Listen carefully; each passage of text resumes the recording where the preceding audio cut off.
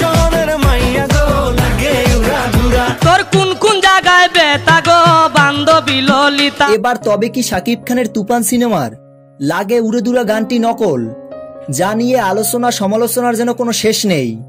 অবশেষে গান নকল, এই বিষয়ে মুখ খুললেন নির্মাতা রায়হান রাফি। সম্প্রতি গতকালকে প্রকাশিত হয়েছে তুফান সিনেমার লাগে উড়েদুরা গানটি। শাকিব খান অভিনীত আইটেম গানটি প্রকাশের সাথে সাথে নেট দুনিয়ায় ঝড় তৈরি হয়েছে এবং ভক্তরা প্রশংসায় ভাসাচ্ছেন শাকিব খানকে। শুধু তাই নয়, প্রশংসার পাশাপাশি একটি দল শাকিব খানের পিছনে লেগেছে সমালোচনা করার জন্য। আর তাই তো তারা বলে বেড়াচ্ছে উড়াধুরা লাগে এই গানটি নাকি নকল।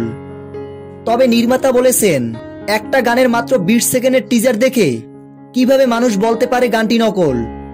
আগে সম্পূর্ণ গানটি প্রকাশ হোক, তারপর গানটি নকল কিনা তা দর্শকরাই বলে দেবে।